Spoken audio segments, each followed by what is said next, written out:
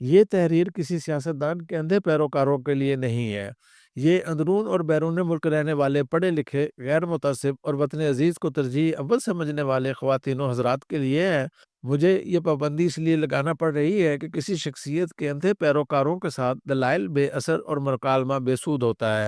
جناب عمران خان صاحب کے ساتھ اپنی پرانی ملاقاتیں یاد آ رہی ہیں، اس لیے بہتر ہے کہ وہ واقعات قارئین کے ساتھ بھی شیئر کیے جائیں۔ 1996 کی انتخابی مہم زوروں پر تھی اور اس میں تحریک انصاف بھی پہلی بار حصہ لے رہی تھی۔ میں ان دنوں پشاور سے 40 منٹ کے فاصلے پر شب قدر میں فرنٹیئر کانسٹیبلری کا کمان افسر تھا۔ ایک روز فیصل آباد سے ایک عزیز کا فون آیا کہ آج عمران خان کا یہاں جلسہ تھا، اس نے تقریر میں آپ کا بھی ذکر کیا ہے۔ میں نے چونک کر پوچھا وہ کیوں؟ میرا سیاست سے کیا تعلق ہے؟ اس نے کہا عمران خان نے آپ کا بہت اچھے الفاظ میں ذکر کیا ہے۔ اس نے تقریر میں کہا ہے کہ ایک پولیس افسر چیمہ نے چند مہینوں میں ضلع رحیم یار خان کو بدل کر رکھ دیا تھا۔ اسی طرح اگر ارادہ مضبوط ہو تو پورے ملک کو تبدیل کیا جا سکتا ہے۔ چند دنوں بعد کچھ اور جاننے والوں کی طرف سے اسی نوعیت کے فون آئے۔ پھر لاہور کے ایک صحافی کا فون آیا، آپ کی عمران خان سے ملاقاتیں ہوتی رہتی ہیں؟ میں نے کہا میں تو ان سے کبھی نہیں ملا۔ وہ کہنے لگا میں پی ٹی آئی کی انتخابی مہم کور کر رہا ہوں۔ وہ اپنی تقریروں میں کئی بار کہہ چکا ہے کہ S S P Zulfiqar Cheema Rahim Yar Khan ضلع کو تبدیل کر سکتا ہے تو ایک قومی لیڈر پورے ملک کو بھی تبدیل کر سکتا ہے۔ کچھ دنوں بعد عمران خان کے کزن اور بہنوئی حفیظ اللہ نیازی کا فون آیا کہ آپ جانتے ہیں کہ عمران خان آپ کا فین ہے، آپ کی عمران سے ملاقات ہونی چاہیے، وہ بھی ملنے کا خواہش مند ہے، آپ جب بھی لاہور آئیں تو مجھے ضرور اطلاع دیں۔ کچھ عرصے کے بعد میری لاہور میں عمران خان صاحب سے پہلی بار ملاقات ہوئی۔ وہ بڑے اتفاق سے ملے۔ میں نے انہیں ملتے ہی کہا خان صاحب میں کرکٹ کا نہیں، ہاکی اور باسکٹ بال کا شوقین ہوں، مگر اس کے باوجود میں آپ کا مداح ہوں کیونکہ آپ کی وجہ سے دنیا کے کئی ملکوں میں پاکستان کا نام متعارف ہوا ہے۔ انہوں نے کہا میں تو خود آپ کا فین ہوں اور آپ سے ملنا چاہتا تھا۔ میں نے کہا میں بھی آپ سے مل کر ایک ضروری مشورہ دینا چاہتا تھا۔ اب عمران خان صاحب پوری طرح متوجہ ہوئے اور پوچھنے لگے آپ بتائیں میں آپ کے مشورے کو بہت اہمیت دوں گا۔ میں نے جو مشورہ دیا وہ خان صاحب کو بالکل پسند نہ آیا۔ مجھے اچھی طرح یاد ہے میں نے کہا تھا خان صاحب آپ ہمارے قومی ہیرو ہیں، آپ سیاست میں آ کر متنازع ہو جائیں گے اور قوم ایک ہیرو سے محروم ہو جائے گی۔ آپ سیاست کو چھوڑیں، صحت اور تعلیم کے میدان میں سوشل سروس کا کام جاری رکھیں۔ اس پر عمران خان صاحب نے کہا دیکھیں وہ چند لوگ جنہوں نے مجھے انسپائر کیا ہے ان میں سے ایک آپ بھی ہیں۔ میں نے پچھلے سال رحیم یار خان میں 4 مختلف جگہوں پر میٹنگز کی، ہر جگہ عام لوگوں نے کہا ذوالفقار چیمہ کی وجہ سے حالات بدل گئے ہیں، تو مجھے بڑی انسپائریشن اور طاقت ملی کہ ایک پولیس افسر پورے ضلع کو ٹرانسفارم کر سکتا ہے تو ایک قومی لیڈر پورے ملک کو تبدیل کیوں نہیں کر سکتا؟ آپ دیکھیں گے میں پورے ملک کو تبدیل کر دوں گا۔ میں سمجھ گیا کہ میرے دلائل کارگر نہیں ہوں گے۔ بالآخر میں نے کہا اگر آپ نے سیاست میں آنے کا تہیہ کر لیا ہے تو پھر کسی بدنام اور کرپٹ آدمی کو پارٹی میں شامل نہ کیجیے۔ انہوں نے پرزور انداز میں کہا یہ میرا وعدہ ہے، میں ایسے کسی شخص کو اپنے قریب نہیں آنے دوں گا۔ انہیں پتہ چلا کہ میری تعیناتی شب قدر میں ہے تو انہوں نے فوراً کہا وہاں جہاں دروازوں کو قید کیا گیا ہے میں اور جمائمہ شب قدر ضرور آئیں گے۔ عمران خان صاحب شب قدر تو نہ آ سکے مگر 1 سال بعد جب میں لاہور پولیس کا سربراہ تھا تو ملکہ برطانیہ سرکاری دورے پر لاہور آئیں۔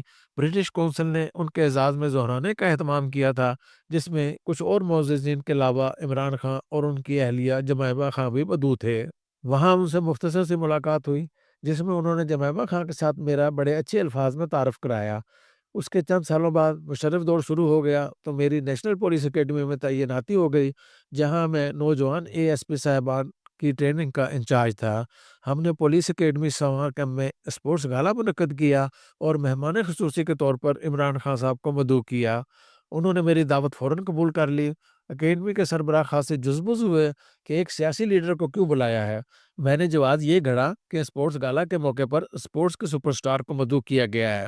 چونکہ ہماری سرکاری روایت اور کلچر چڑھتے سورج کی پوجا کرنا ہے اور عمران خان کے بارے میں اس وقت یہ گمان تک نہیں تھا کہ اس کے اقتدار کا سورج بھی چڑھے گا، لہٰذا ان کے آنے پر سینئر افسر انہیں بے دلی اور سرد مہری سے ملے مگر نوجوان اے ایس پی صاحبان نے گرمجوشی کا مظاہرہ کیا۔ کھانے کے بعد باقاعدہ تقریب شروع ہوئی تو میں نے اپنے تعارفی کلمات میں انہیں مخاطب کرتے ہوئے کہا عمران خان صاحب آپ نے ہمیشہ جان لڑا کر میچ جیتے ہیں، اگر سیاست کے میدان میں جدوجہد کے بجائے بیک ڈور استعمال کریں گے۔ اس وقت خان صاحب ایک ڈکٹیٹر جنرل مشرف کے حمایتی تھے۔ تو اپنے مداحوں کو مایوس کریں گے۔ عمران خان صاحب نے اپنی تقریر میں راکم کا پھر ذکر کیا کہ مجھے انسپائر کرنے والے چند لوگوں میں ذوالفقار چیمہ بھی ہیں۔ تقریر میں انہوں نے ملک کو تبدیل کرنے اور پولیس کو غیر سیاسی بنانے کے عزم کا اظہار بھی کیا۔ اس کے کچھ عرصے بعد میری تعیناتی ضلع اسماعیل خاں کر دی گئی۔ خیبر پختونخوا میں 3 سال گزارنے کے بعد مجھے DIG گوجرانوالہ مقرر کیا گیا۔ میری تعیناتی کے دوران ایک بار خان صاحب گوجرانوالہ آئے، جہاں انہوں نے میڈیا سے باتیں کرتے ہوئے کہا کہ ساتھی جیسے بھی ہوں، اگر لیڈر صحیح ہو تو وہ تبدیلی لا سکتا ہے۔ گوجرانوالہ کی پولیس تو وہی ہے، مگر اسے کمانڈر اچھا ملا ہے، تو پوری پولیس تبدیل ہو گئی ہے۔ اگست 2010 کے ضمنی الیکشن میں راکم نے پولیس کو غیر جانبدار رکھا اور دھاندلی نہ ہونے دی تو راکم کا تبادلہ کر دیا گیا۔ میری ٹرانسفر کے بعد کئی بار قانون کی حکمرانی قائم کرنے کے سلسلے میں عمران خان نے ٹی وی ٹاک شوز میں راکم کی تعریف و تحسین کی۔ ایک بار میں اپنے گاؤں میں تھا تو ان کا فون آیا۔ میں نے ان کا شکریہ ادا کرتے ہوئے کہا، خان صاحب مجھے کسی نے بتایا ہے کہ آپ نے کل بھی ایک چینل پر اچھے الفاظ میں میرا ذکر کیا ہے، آپ کا شکریہ۔ انہوں نے کہا، ایک پر نہیں، میں نے 5-6 چینلز پر آپ کا ذکر کیا ہے۔ اس دوران کئی دوست کہا کرتے تھے کہ عمران خان آپ کی اتنی قدر اور عزت کرتا ہے تو آپ بھی یقیناً اسے بہت اچھا لیڈر سمجھتے ہوں گے۔ جواب دیتا تھا کہ عمران خان صاحب کا میں مشکور ہوں کہ وہ میرے بارے میں حسن ظن رکھتے ہیں، مگر قیادت کے لیے میں صورت کو نہیں، سیرت اور کردار کو اہمیت دیتا ہوں۔ سیاسی قیادت کے حوالے سے میرا معیار محمد علی جناح ہے۔ مالی اور اخلاقی طور پر بیدار، بااصول، مفاد اور مصلحتوں سے بالا، ہزار ہاتھ چیلنجز کے ہوتے ہوئے بھی ان کی زبان ان کے دل کی رفیق رہی۔ جو دل میں تھا وہی زبان سے ادا ہوا اور جو کہا وہ کر کے دکھایا۔ 2018 میں جب عمران خان صاحب برسر اقتدار آئے، اس وقت میں سکل ڈیولپمنٹ کے قومی ادارے ٹیبٹا کا سربراہ تھا۔ مجھے چونکہ پرانی حکومت نے تعینات کیا تھا، اس لیے میں نے استعفیٰ دینے کا فیصلہ کیا۔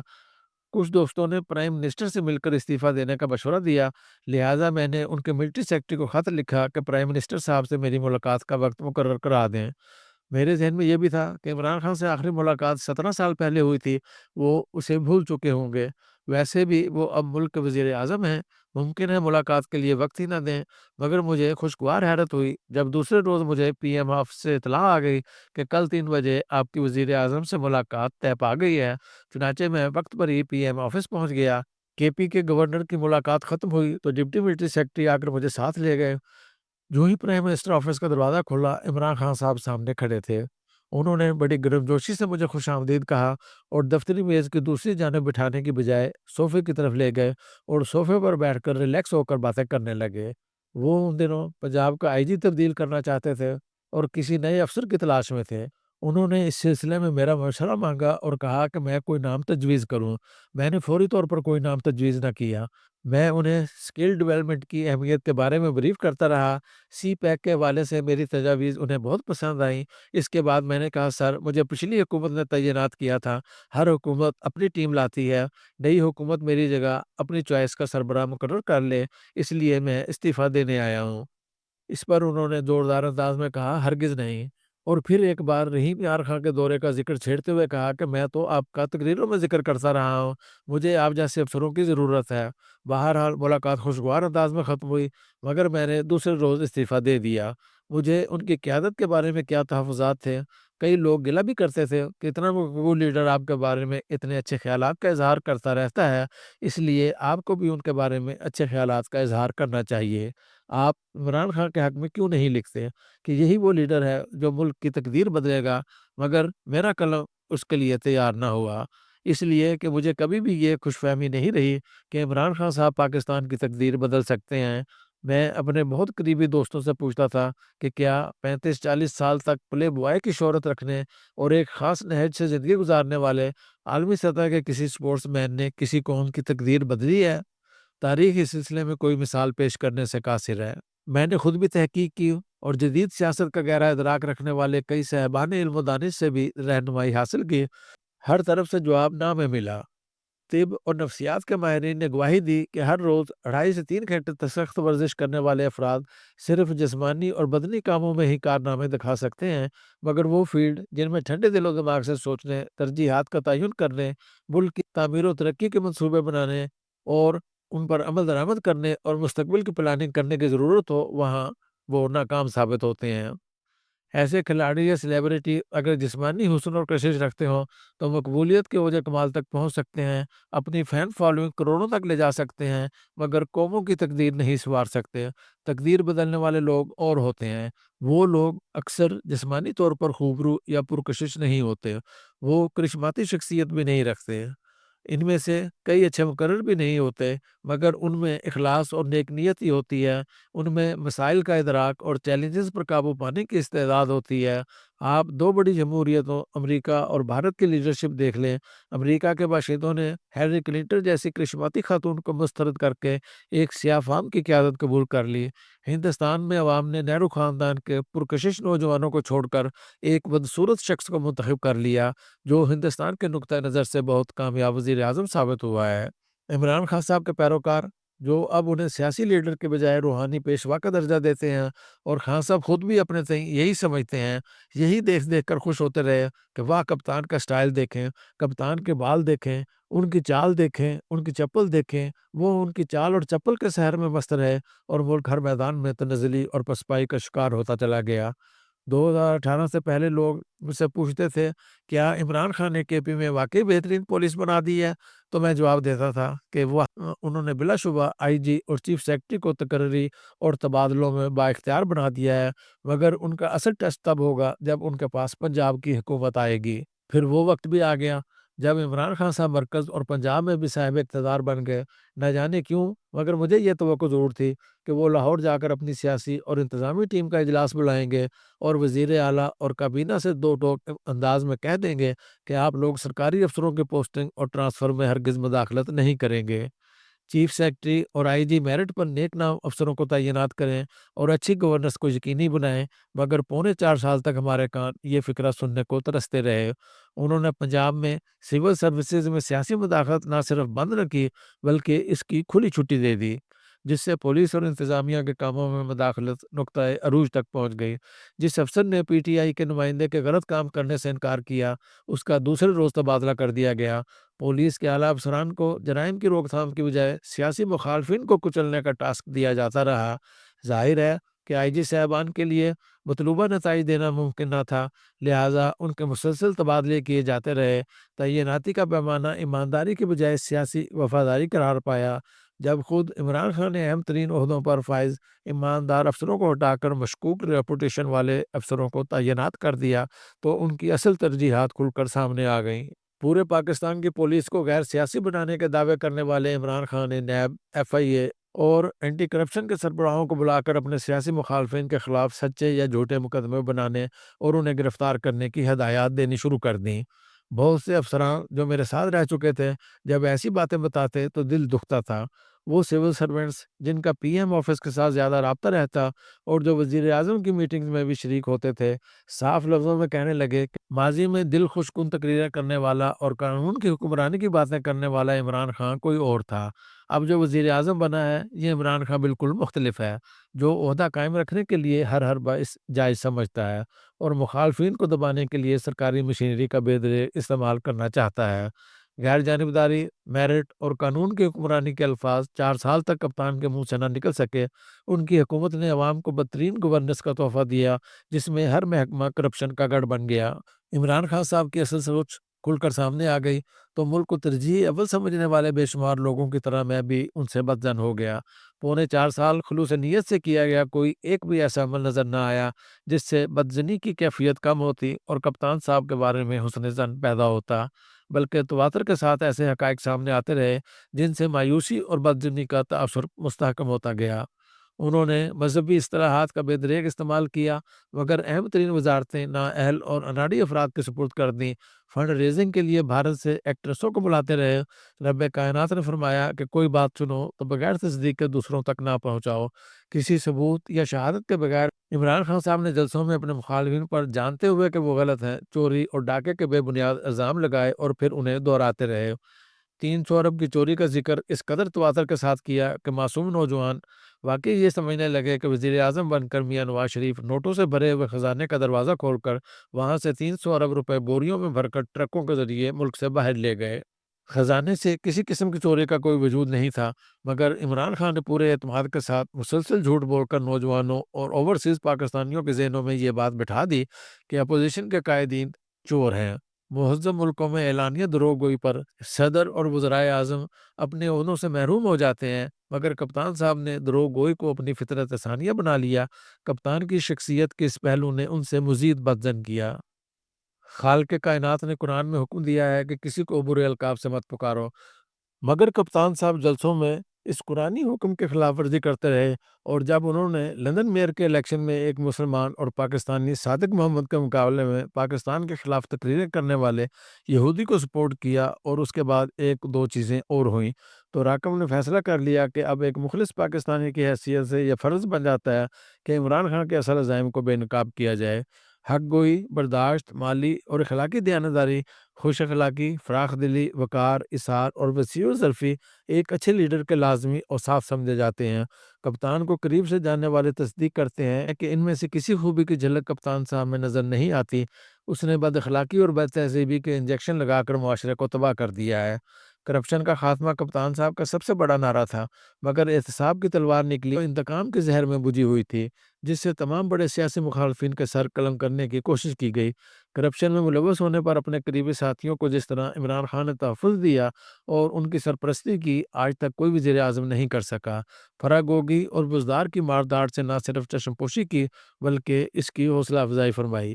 بی آر ٹی ہو، عالم جبہ ہو یا فارن فنڈنگ کیس، جب بھی احتساب کے ہاتھ اپنے گریبان تک پہنچے تو کپتان صاحب نے عذر ڈھونڈے، ہیلے تلاش کیے، تلاشی سے انکار کیا اور امتناعی احکام اور تاخیری اربوں کے پیچھے چھپنے کی کوشش کی۔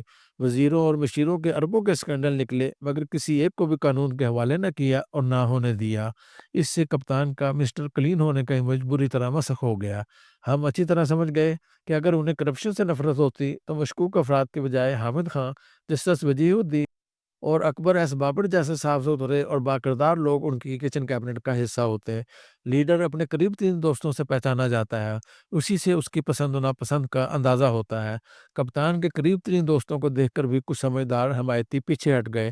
اگر کسی شخص کی محبت اور عقیدت آپ کو اندھا اور بہرا کر دے، اس کی ہر بات آپ کے لیے حرف آخر ہو، اس کے قول اور فعل میں آپ کو کوئی خامی نظر نہ آئے، تو ایسی شخصیت پرستی انتشار اور انارکی کو جنم دیتی ہے۔ عمران خان کے پیروکار بدقسمتی سے اب اسی طرز کی شخصیت پرستی یا کلٹ کا شکار ہو چکے ہیں۔ یہ وہ فصل ہے جس کی نشو و نما بد زبانی، دشنام اور الزام کے پانی اور نفرت کی کھاد سے کی گئی۔ کانٹوں کی یہ فصل قوم کو زخم تو لگا سکتی ہے، جسد ملت پر لگے ہوئے زخموں پر مرہم نہیں رکھ سکتی۔ ہٹلر کی نازی پارٹی کی طرح کپتان نے اس گروہ کو ایک ڈسٹرکٹیو فورس بنا دیا ہے، جو قوم کو فاشزم کی دلدل میں اتار سکتا ہے، انارکی کے اندھیروں پر سپرد کر سکتا ہے، مگر ملک کی تعمیر و ترقی اور امن اور خوشحالی میں کوئی مثبت کردار ادا نہیں کر سکتا۔ اسی لیے ملک کا درد رکھنے والے دانشور اب اسے فتنے کا نام دے رہے ہیں۔ اسپورٹ مین اسپرٹ کا وصف کھلاڑیوں سے منسوخ کیا جاتا ہے، حالانکہ ان کی اکثریت اس خوبی سے محروم ہوتی ہے۔ لگتا ہے کپتان صاحب بھی اسی اکثریت کا جز ہے۔ ان کی نشو و نما گراؤنڈوں اور گلیمر کی دنیا میں ہوئی ہے، اس لیے انہوں نے نہ آئین کا احترام کرنا سیکھا ہے نہ آئینی اداروں کا۔ عدالت نے حق میں فیصلہ نہ دیا تو عدلیہ پر کیچڑ اچھالنا شروع کر دیا۔ اپنے ہی نامزد کردہ الیکشن کمیشن نے خواہش کی تکمیل نہ کی تو اسے مخالفین کا پٹھو قرار دے دیا۔ اقتدار کے آخری مہینے میں تو انہوں نے اپنے بے وقار اور ڈسگریسفل طرز عمل سے اپنے پڑھے لکھے سپورٹرز کو بھی حیران کر دیا۔ خیال تھا کہ جب اتحادی انہیں چھوڑ گئے اور وہ اکثریت سے محروم ہو گئے تو باوقار طریقے سے مستعفی ہو جائیں گے۔ یورپ، جس کی وہ جا و بے جا مثالیں دیتے رہتے ہیں، میں سینکڑوں مرتبہ وزرائے اعظم مستعفی ہوئے ہیں، مگر عمران خان صاحب تو اکثریت کھونے کے باوجود کرسی چھوڑنے کے لیے تیار نہیں تھے۔ اس کے لیے وہ خود بھی آئین کو پامال کرتے رہے اور اپنے آئینی عہدیداروں سے بھی آئین شکنی کراتے رہے۔ حب جاہ ایسی غالب آئی کہ وہ اقتدار کی کرسی سے چمٹ ہی گئے۔ بڑی مشکل سے انہیں گھسیٹ کر کرسی سے علیحدہ کیا گیا۔ کپتان صاحب نے اپنے اور دوسروں کے درمیان زہر کی اینٹوں سے نفرت کی دیوار چون دی ہے۔ کیا ملک و قوم کا درد رکھنے والے کچھ لوگ اس دیوار کو مسمار کرنے کے لیے آگے آئیں گے؟